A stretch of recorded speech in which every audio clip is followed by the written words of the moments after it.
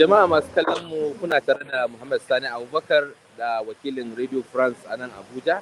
Kai tsaye nake zuwa muku daga nan cibiyar tattara sakamakon zaɓe da ke nan Abuja a tarayyar Najeriya.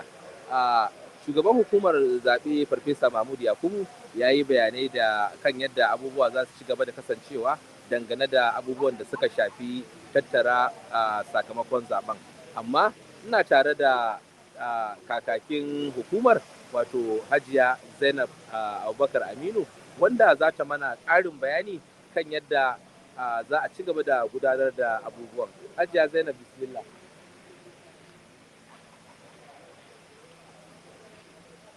Hajiya Zainab, ya zuwa yanzu jama'a sun jima suna son su ji wai me ake ciki ne dangane da tattara sakamakon zaben nan, ko za ki gaya mana ina aka kwana a yanzu? Kamar yadda muka sani tattara sakamakon zaɓe ana yin shi ne a mataki kusan guda hudu. Da zarar an gama zaɓe a rumfunar zaɓe, jami'inmu da ke wurin ya cike a takardar da aka tanadar na tattara sakamakon zaɓe na rumfar zaɓe wato DCSA, za a ɗauki hoton wannan sakamakon a sa shi a yanar gizo.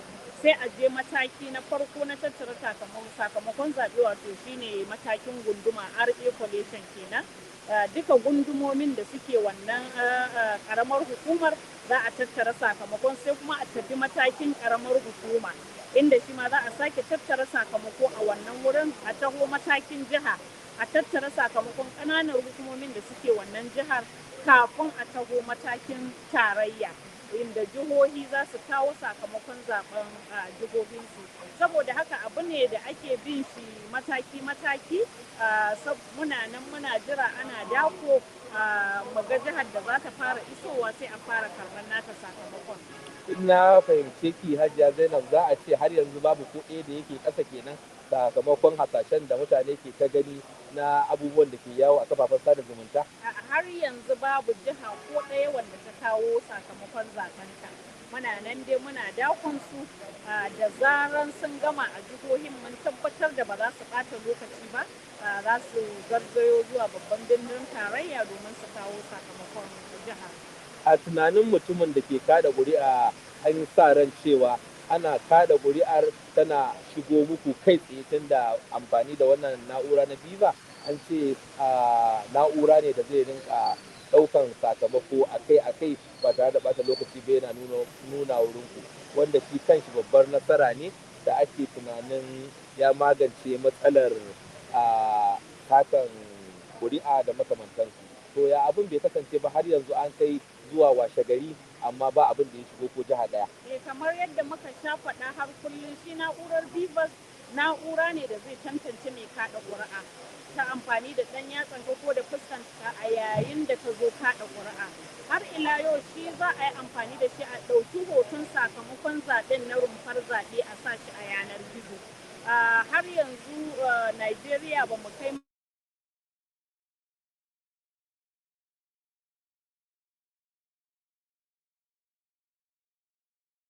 matakin yin za a yi zaɓe a rumfar zaɓe, za a tattara sakamakon zaɓen a wannan rumfar, a cike shi a takardar da aka tanadar domin hakan, sai a ɗauki hoton shi a ɗaura a yanar gizo, ta inda duk inda ka ziyarci wannan shafin namu www.inecelectionresult.ng za ka ga dukkan sakamakon zaɓen da na rumfar zaɓe da kake so ka duba.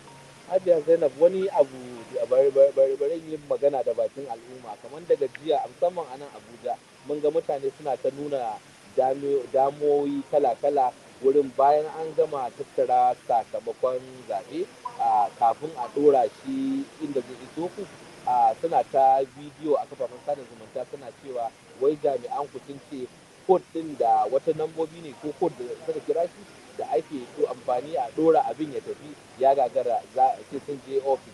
To wannan abin ya yi ta sa mutane cikin rudani da tunanin cewa anya ba rufa-rufa za a mana ba, yi mana ƙarin haske.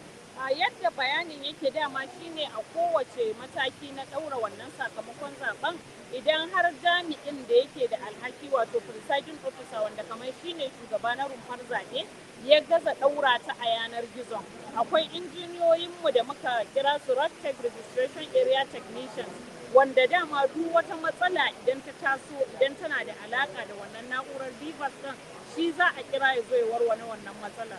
Saboda haka muna sa ran su wannan jami'an da suka kasa daura wannan sakamakon su kira like su yi calling attention din shi wannan racket din sai ya zo ya taimaka wurin yin hakan. Amma ba mu san meye ya faru ba yanzu dai tunda ka sanar da ni za a yi bincike a duba meye ne matsalar asali me ya faru da har ya kai ga haka. Kuma an gode wa Allah tunda cewa suka yi za a je ofishin hukumar zaɓe sai a ɗaura ta. Dama a wuraren kaɗa ƙuri'an nan dukan mazaɓu akwai party agent. Hukumar zaɓe ta buƙaci kowace jam'iyya ta kawo wakilanta aka aiki da sunayensu a yanar gizo aka musu horaswa na musamman su ma wurin yadda za mu gudanar da ayyukanmu. Saboda haka muna sa ran a wa'annan mazaɓin akwai party agent ɗin wanda da su za a tafi zuwa ofishin namu har a je a warware wannan matsalan a ɗaura sakamakon a yanar gizo. Kaga kenan babu tunani ko shakkun cewa wani abu zai iya faruwa tunda dukansu suna tare da jami'an namu tare za su. A wani abu kuma da mutane za su so su sani shine kamar yanzu yadda ni da ke muke cibiyar tattara sakamakon nan za a yi zaman dirshen ne har sai mun ga abin da ya ture wa buzu naɗi ko kuma sakamakon na shigowa ne ana tafiya hutu na ɗan awanni ana dawowa har a gama ko kuma muna nan sai illa masha Allah.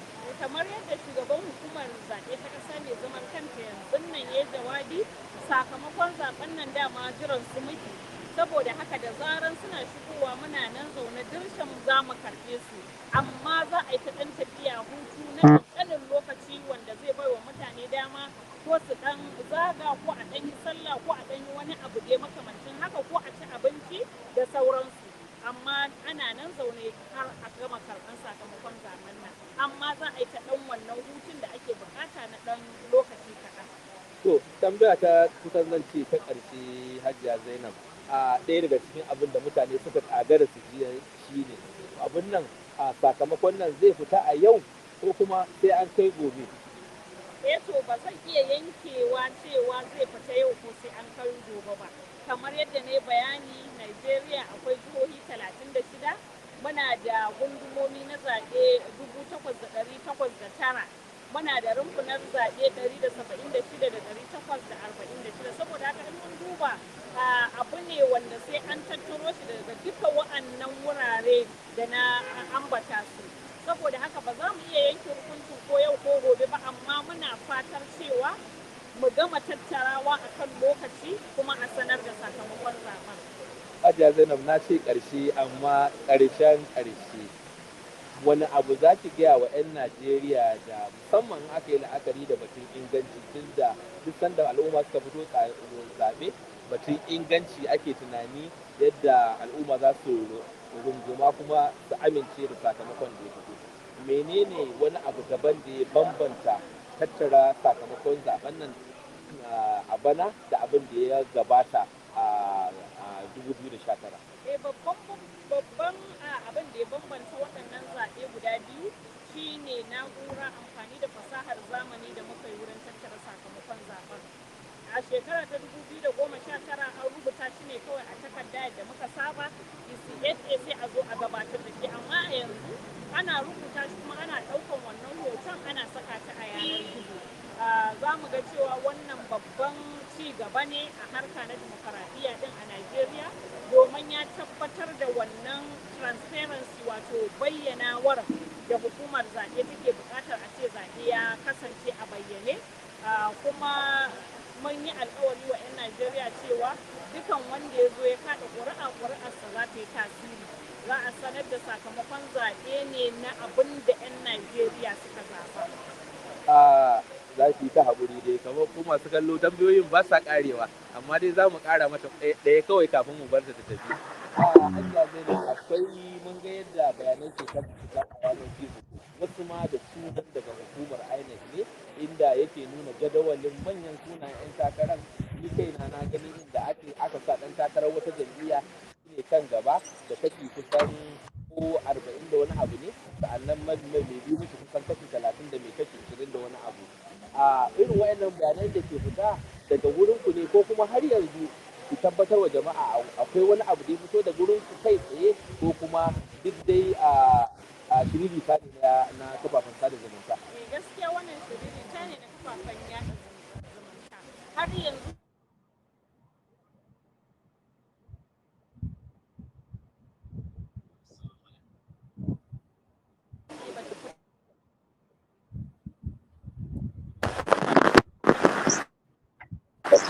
nasara.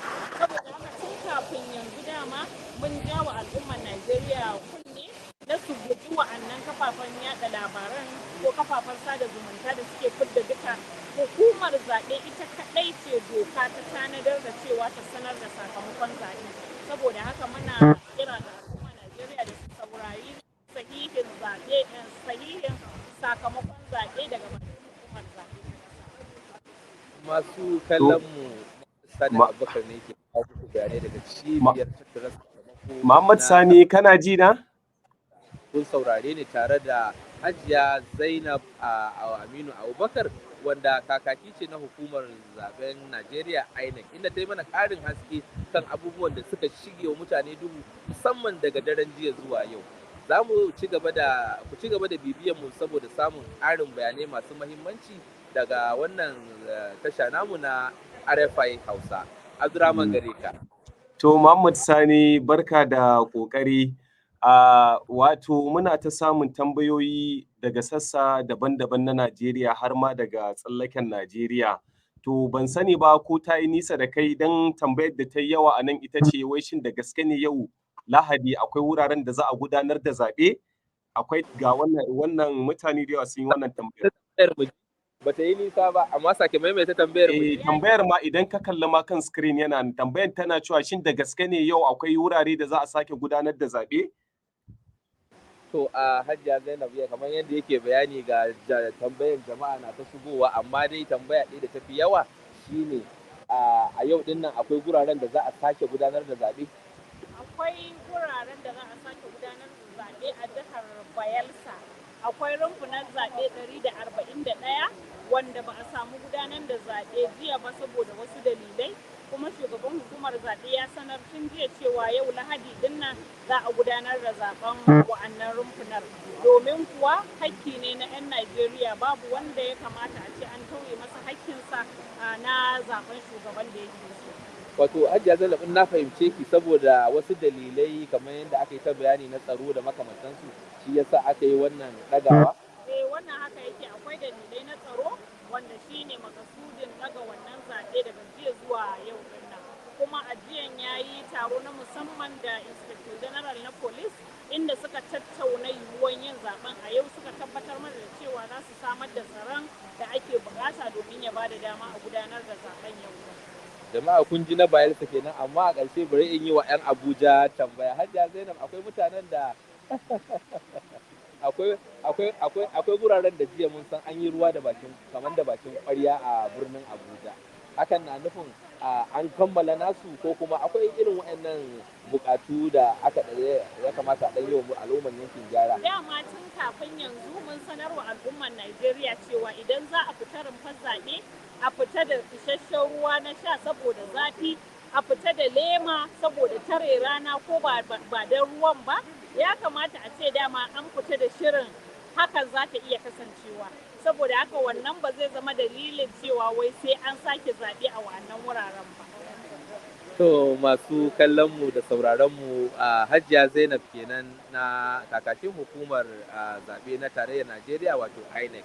Da fatan kun gamsu da waɗannan bayanai. Za mu sake dawo muku bayanai suna ƙara bayyana musamman dangane da sakamakon muna ƙara kawo muku su kai tsaye. Abraman gare ka. To madalla Muhammad Sani Abubakar sannu da aiki, mun gode, sai zuwa an jima in Allah yarda za mu ci gaba da kawo masu kallon mu wainar da ake tuyawa a can cibiyar tattara sakamakon zaben Najeriya, tunda yanzu hankula gabaki ɗaya sun karkata kacokan akan wato wannan cibiya ta INEC da ke tattara sakamako. To an gaishe ka Muhammad Sani Abubakar sanda aiki. Ina godiya matuƙa. To madalla sai an jima.